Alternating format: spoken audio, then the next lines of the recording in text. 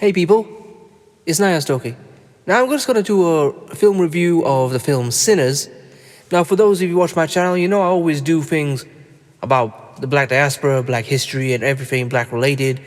So this is no different because it's a film with a black director, a mostly black cast, and it deals a lot with black history, culture, and what happens in the United States.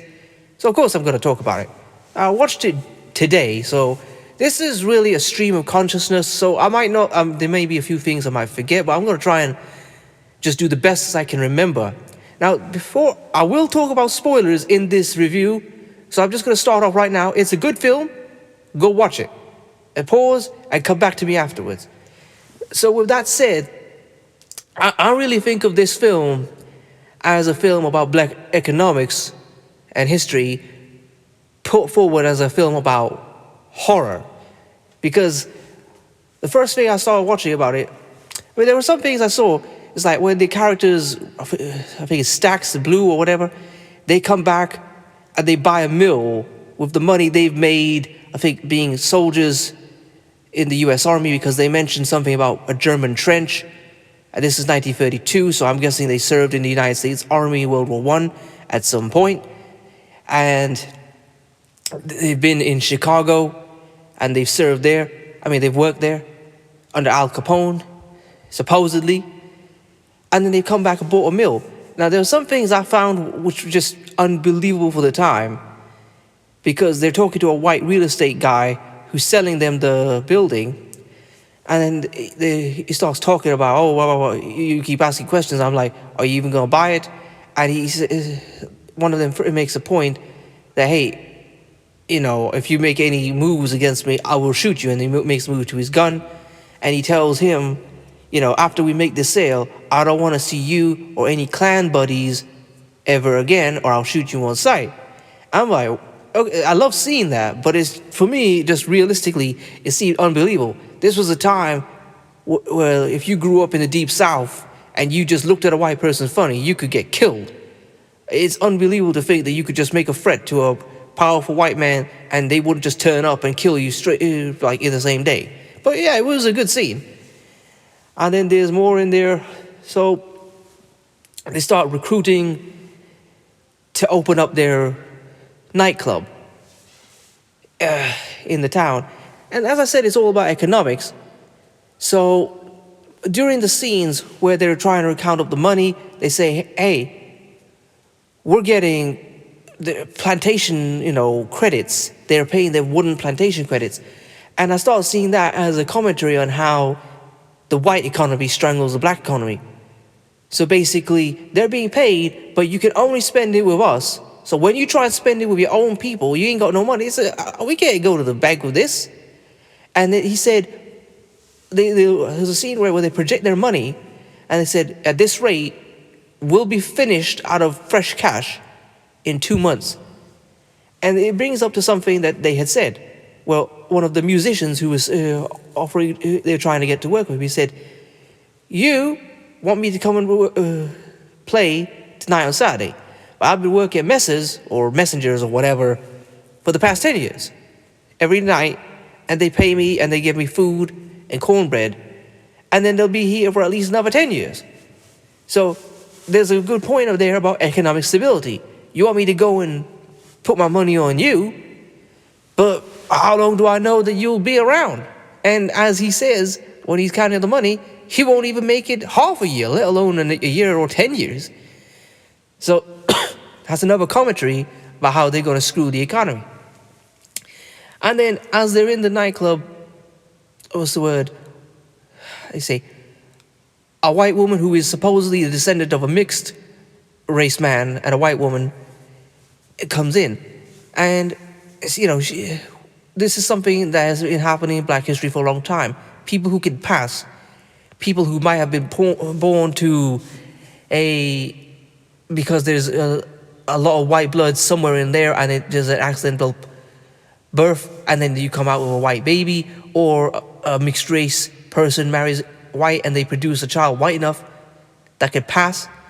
So there she is, and she passes for white. She's married to a white man, but she's had a relationship with the main black character, and they love each other, but As he says, the circumstances are he can't protect her, he can't keep her safe, and it's just a situation where he can't be with her, so he just couldn't be with her, and that relationship couldn't work out.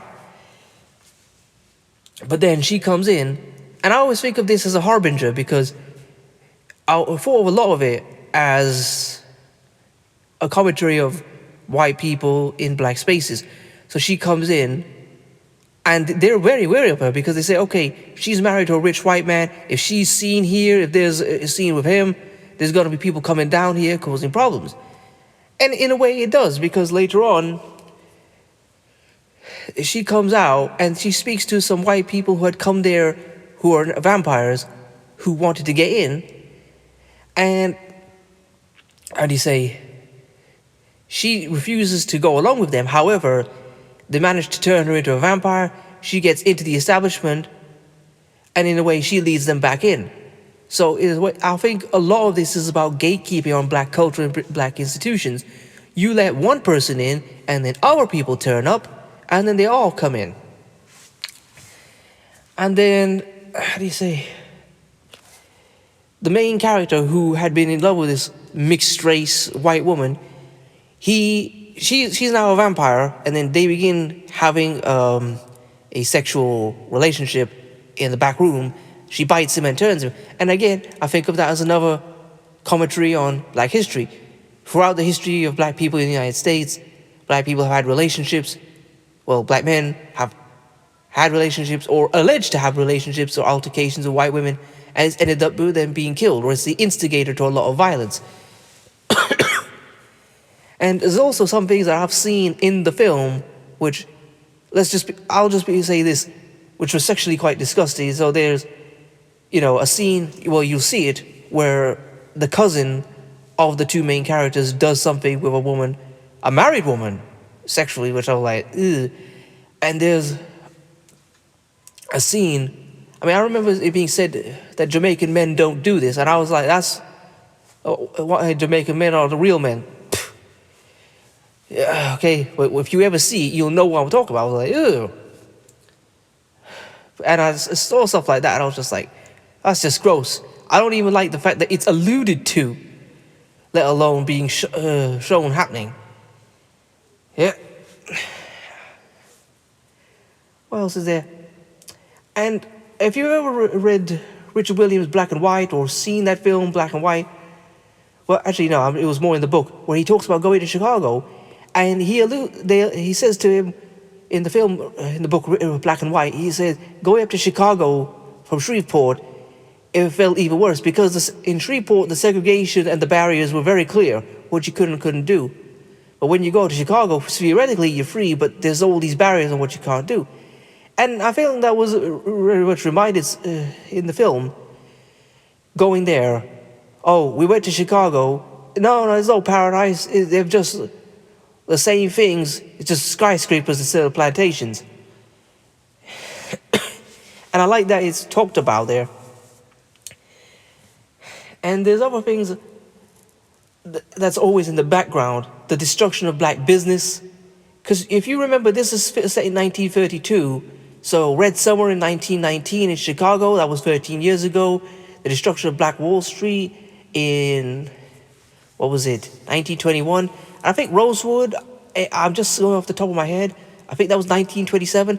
So the destruction of these black communities and businesses and neighborhoods was all very fresh. It had only happened a few years ago. And this was the Deep South, so even though they may not have known anyone personally, I'm sure they would have known of it. And they knew what would happen. What's the word? And going back to what I was saying, and they mentioned something about a Mississippi black community called Mounds Bayou, and they talk about why they didn't just go there. And they said, our daddy, it was said to be evil, and the people there, the man who run it, knew of that and didn't want us there.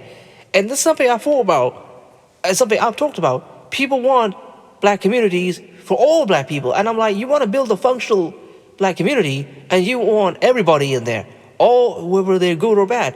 They knew in Mounds Bayou, in the film at least, that not every black person can be invited in. They'll just bring in antisocial elements which will destroy the community. So they knew not just to gatekeep whites and other races, but to gatekeep other blacks. Not every black person comes in with good intentions. And you can see that in the film, because one of the main characters, who is a cousin of the two main characters, he says to him about being a musician, you want to go in to this place and play your music in all this sleaze and filth. And you think about what their economic endeavor is, it's just a club. What goes on in a club? Nothing good. It's just sleaze and depravity and all this stuff that brings in these antisocial elements. So in a way, the people of Mountains Bayou were right. You let them in, and what do they bring? They just bring sleaze and degeneracy. And in the course of the film, we see what happens. At their club, the musician plays, and he plays this special instrument, or he's just very special, and then he brings these vampires. They can hear it from miles away, and they turn up at his club. They even say they were attracted by him, out loud. So all this place does, they keep saying they want to build a place for us, by us, but what is it for, and what does it do? Who is it beneficial for? Because, it's not producing something good. And there's also something else. When they mention that it was brought by this music, they talk about Sammy, the musician, say, oh, we want him. And I forget about what Paul Mooney had said about, crossing over. When they said they wanted him, I thought of it as white society co-opting the best and the brightest of black society. Like, okay, come to us. And in a way, it impoverishes black society via brain drain. We take the best, and you're left with the rest. And then eventually black musicians, all this stuff, is all producing their content and their gifts for white society. It's like Amos Wilson said, black people are trained to solve white problems, not black problems. So you've got some of these smartest, most educated people, and they can't do nothing for their black society, because that's what happens. The co-opting of black talent. And I saw the whole, there was even a scene, you see, the vampires can't come in. They have to be invited. So in this nightclub, they have a Chinese woman, and her daughter is at the shop somewhere else, and they've killed the husband. So they use the psychological threat, and they say, oh, we'll go get your daughter. If we can't get you, we'll get her. And then she screams out loud, come on in, and says the invitation. So now the curse is opened, they can come in. And I thought that is another commentary on black economics. These non-blacks setting up, working with and in black communities and industries, and they don't ultimately help, they destroy it. Because remember, if you watch the film, the Chinese people in the community don't offer their help out of the goodness of their hearts. They take a payment to come in at work, okay? So they're not doing anything out of the love for the community. They're doing it out of payment. And the minute the going gets tough, she throws the other black people in the club under the bus to save her own people, come in and gets all of them killed and all of the place turned down. So I think I've covered most of this. And the thing is, even with the ending, I think one of the best bits, he had threatened that if they come back, he'll kill them. And he does. So what he does, and the white guy comes in, he says, for grand opening, grand closing, but Michael B. Jordan's character is waiting with a rifle and shoots them all. And the thing is, this is something I wanted to point out. Even though with the economics of the place, they thought, we can't even make it for 6 months. They'll be closed in 2 months at this rate. And they were just like, no, we're not even going to let them fail. We're going to shut them down. That's how iron gripped they keep a hold of black communities. They won't even let something start in order for it to fail. They shut it down. But Michael B. Jordan kills them all. And it reminded me of the whole thing.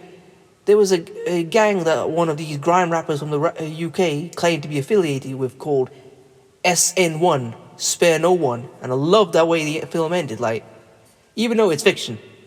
So anyway, I hope you enjoyed that. Please comment, rate, share, and subscribe. Peace.